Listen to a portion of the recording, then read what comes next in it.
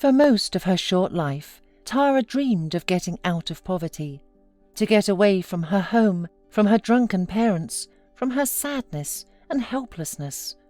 The girl was often fed by her kind-hearted neighbours, and when her parents' parties turned into a mess, she would stay overnight with them.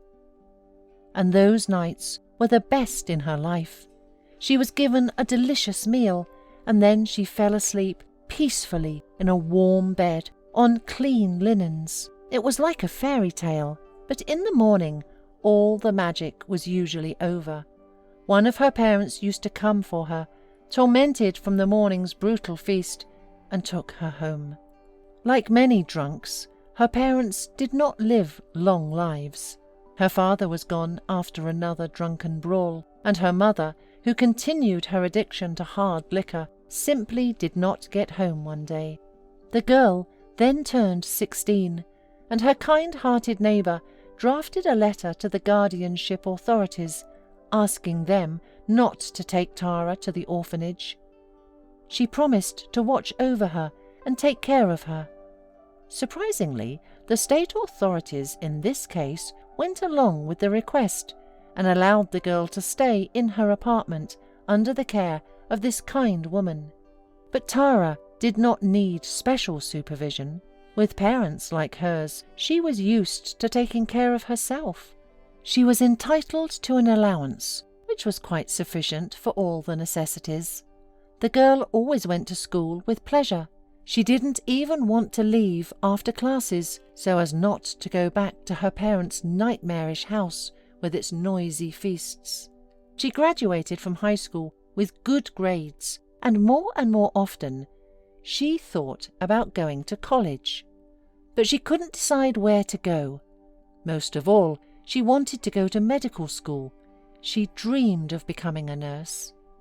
After taking her diploma, Tara did not go to the prom. She was so embarrassed that all her classmates would be flaunting magnificent outfits, and she herself had nothing. The girl said goodbye warmly to her beloved teachers, and on her way home decided to feed the ducks in the park and eat ice cream. As she settled comfortably on a bench, she was suddenly called out by an unfamiliar voice, asking permission to join her. She turned around and saw a young guy looking at her with interest. The young man made an overwhelming impression on Tara. He was tall, strong, and handsome. She hesitantly agreed and let him sit down next to her. His name was Floyd, and when he learned that the girl had just graduated, he was very surprised that she was not going to the prom. Floyd was so good at listening and so sincerely interested in Tara, and she herself did not notice how she told him all about her life. In the end, she could barely contain her tears. She probably shouldn't have been so frank. Well, who could be interested? But Floyd suddenly offered to throw a real party for only one of the graduates. For her. Tara was surprised, but she let him put her in the car, and 20 minutes later they stopped in front of a large shopping centre. Floyd asked her to wait in the car for a while, and he went to the store himself. Soon he returned, pushing a large cart in front of him, stuffed to the top with all sorts of things. The car started, and soon they arrived in a small village near the city. For some reason, Tara felt surprisingly calm around this guy, although she had, of course, heard that strangers should not be trusted. It did not matter what their intentions were. They stopped at a beautiful cottage, and Floyd cordially invited the girl in. The garden was gorgeous, so they decided to celebrate in the gazebo. The young man lit a grill and began to take out purchases from the bags. There was everything there, fruits, berries, all kinds of desserts.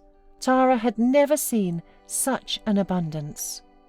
The young people laughed and chatted merrily and were perfectly happy with each other. They sat almost until morning, and then Floyd took the girl home. As a farewell, he kissed her on the cheek, and Tara thanked him for such a wonderful day. From that day on, they started to see each other every day, and Tara enjoyed the new sensations. Soon, Floyd decided to introduce her to his mother. The girl was terribly nervous, but Floyd only laughed. In the evening, Tara timidly stepped over the threshold of her boyfriend's mother's house and was introduced to his mother, Mrs. Griffin. The woman carefully considered the girl, and during dinner she meticulously questioned the girl about her parents, her life, her plans. And suddenly Floyd poured champagne for everyone and instead of a toast, proposed to Tara, handing her a box with a ring. Tara, happy and excited, babbled, "Yes!" But it was obvious that Mrs. Griffin was not happy with her son's choice. Soon the young couple got married, modestly celebrating the wedding in a cafe with a few guests, and after the wedding, the newlyweds began to live in Floyd's apartment. The only problem the young wife had to face was her mother-in-law's bullying. As soon as Floyd was not around, Mrs. Griffin would immediately find something to pick on. A broken plate, improperly ironed pants, all told her mother-in-law that her daughter-in-law was a slacker. Tara silently endured, not daring to complain to her husband. However, it was unlikely that Floyd would have believed her. In front of her son, Mrs. Griffin called her daughter-in-law darling or sweetheart. Tara was accumulating pain and regret in her soul. Floyd saw this pain in his wife's eyes and could not understand what was wrong. The only thing that came to his mind was that all her grief was because they had recently married, and he spent all his time at work. Without thinking long, he decided to arrange a honeymoon immediately, and the very next day the young couple left for the sea. But just a week later, disaster struck. Tara was hit by a car, and right from the resort, her husband brought her to an expensive clinic. The young woman's spine was injured, and her legs could not move at all. She underwent severe surgeries, but nothing helped. The doctors recommended that she be taken to Germany for rehabilitation.